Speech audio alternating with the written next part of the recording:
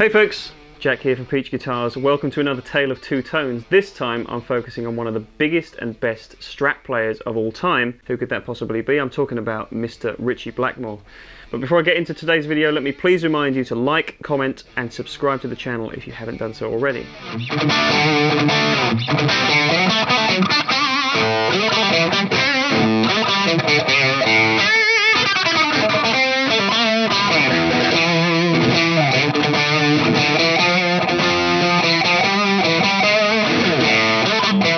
Okay, so this is quite a big one for me. It's one of my favourite guitar players of all time, and I really wanted to try and do as much justice to this as I possibly could.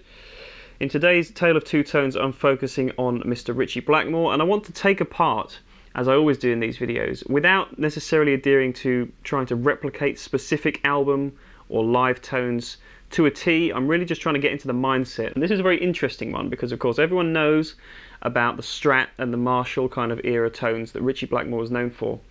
But in the first rig I'm going to show you in this video, I'm actually going back to the earliest days of Deep Purple, back when he was known to use a cherry red 335 through most probably a Vox AC30. Conversely to some of these other Tale of Two Tones, I'm actually going to kind of treat rig A as the underdog, as the unknown that most people won't be familiar with. And then later on in rig B, I'm going to come on to the famous Strat Marshall hookup. So hopefully you're going to get something from this that you might not have known about Ritchie Blackmore before, and hopefully I'll also try and do a little bit of justice to the fact that I think he's one of the best rock guitar players of all time. We're going to get right into it. I'm going to show you rig A first, which is the Gibson and the Vox style amp, and then later on I'm going to show you rig B, which is this Fender Custom Shop Strat through a Dr. Z EMS, which is a Marshall style amp.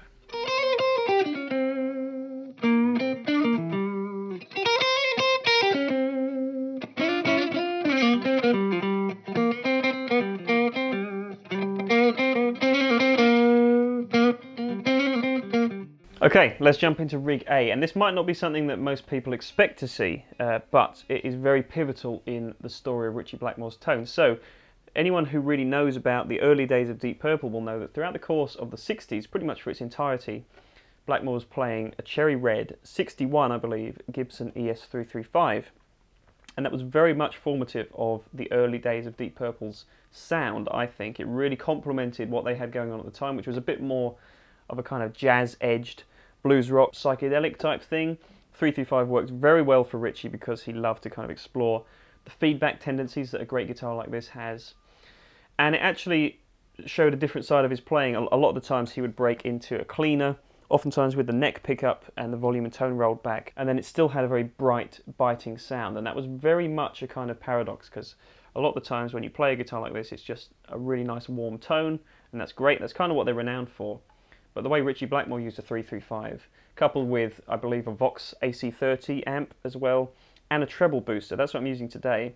The combination of all those things meant that this guitar could go everywhere, from a really nice, soft, mellow jazz voicing to that screaming, biting tone that he's known for with his Strats as well. So, as I alluded to there, I've got on the floor just one boost pedal. That's all it's really required to do.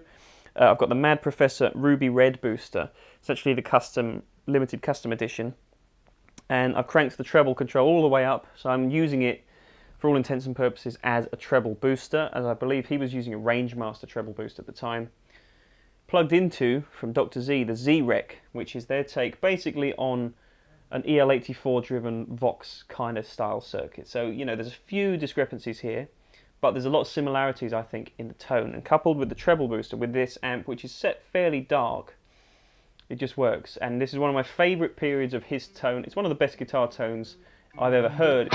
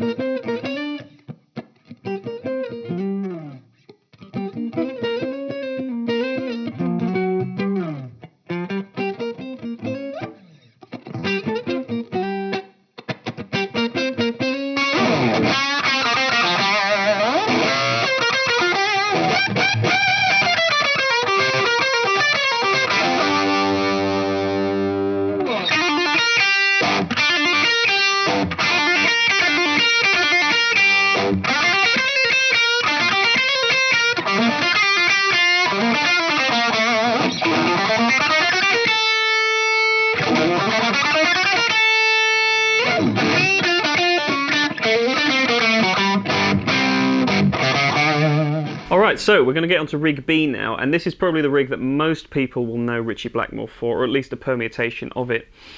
I'm talking about the Fender Strat into a Marshall style amp. That's what he's best known for. That's what everyone who plays Smoke on the Water when they come into a guitar shop is trying to emulate. It's that sound.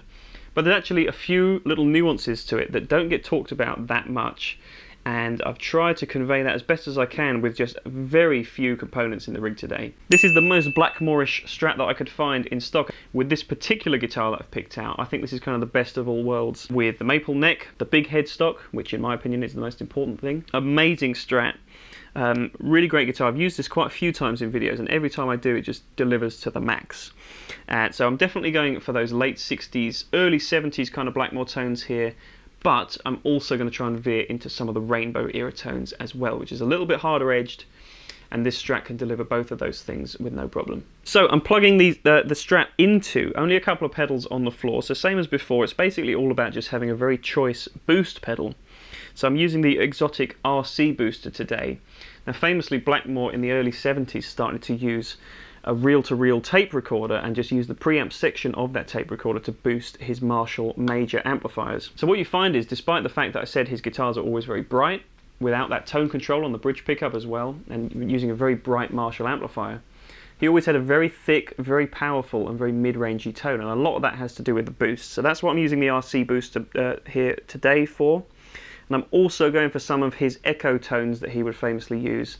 An Echoplex 4, more considerably live, and I'm using the Keeley magnetic echo pedal to do a very good job of approximating some of those ambient delay tones that he had in the 70s. Now the other big challenge for this rig is to find a suitable amplifier, and that's very difficult when you consider that Ritchie was using modified Marshall major amplifiers. So they were 200 watt amps that were modified even further to provide extra output, and basically they were just loud as hell and actually pretty clean, and he famously would use all his controls at about 12 o'clock. So I'm using from Dr. Z the EMS, which is their take on basically providing a nice little library of different Marshall style tones, all the way from late 60s Marshalls through to the more aggressive 70s style Marshall tones, and that's kind of what I'm using it for today. As you can see, all the controls are pretty much at 12 o'clock.